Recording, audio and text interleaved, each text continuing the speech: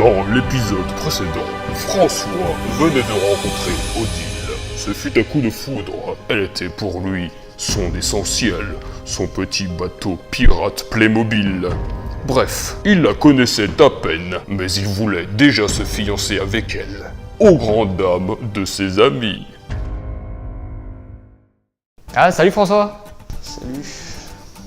Oh là là, t'en fais une tête. Qu'est-ce qui se passe? T'es allé voir son père alors? Comment ça s'est passé? Vas-y, raconte-moi. Bah, son père, il a rigolé. J'ai demandé à Odile et elle a rigolé aussi. Bon, je pensais vraiment qu'on était fait l'un pour l'autre.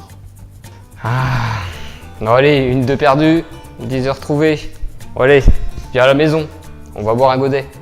Moi, je pensais qu'on allait se marier et avoir des enfants. Mais si je lui demande de vivre avec moi, tu crois qu'elle acceptera? Parce qu'après tout, le mariage, c'est qu'un contrat. Si on vit ensemble, on vit ensemble. Les bébés, tout ça, pas la peine d'être marié pour en avoir. Ah, je crois qu'une nouvelle mise au point s'impose. Oh non, pas encore eux.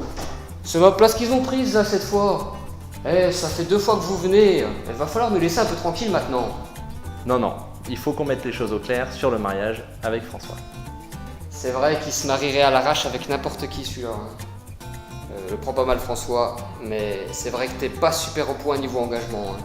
Alors déjà, le mariage n'est pas seulement un contrat, c'est un sacrement, une grâce reçue de Dieu, un cadeau que Dieu fait l'un à l'autre. Oui, comme il est écrit dans le livre aux Éphésiens, le mariage est le symbole de l'amour et de l'alliance entre le Christ et l'Église. L'époux représente le Christ et l'épouse l'Église. Attends, on n'a pas fini. Pour la vie de couple, aimer, c'est reconnaître que l'autre a du prix à ses yeux. C'est se donner l'un à l'autre, vouloir le bonheur de l'autre pour vivre heureux ensemble. Et ce don, même s'il est fait en vue du bonheur, sera inévitablement confronté aux épreuves de la vie.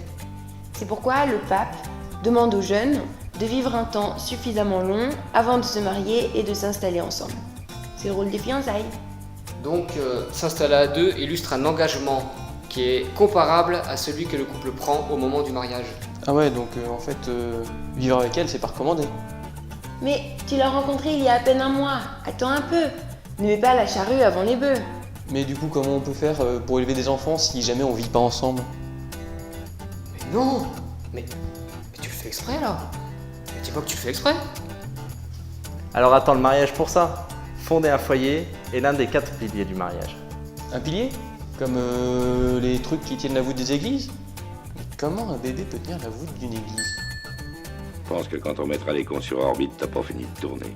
C'est un pilier dans le sens où il est l'un des principes fondateurs du mariage, qui va permettre de vivre cette union sereinement, en accord avec l'Église.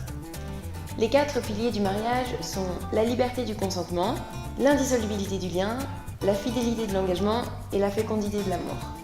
Au pire, de toute façon, il y a le divorce. Non, Pour l'Église, l'homme ne doit pas briser le mariage sauf en cas d'inconduite notoire. Notamment si l'un des époux n'a pas envie ou n'a pas conscience de respecter l'un des 4 piliers du mariage. Alors, on va pas tout raconter, parce qu'il y a énormément de choses à dire sur le sujet.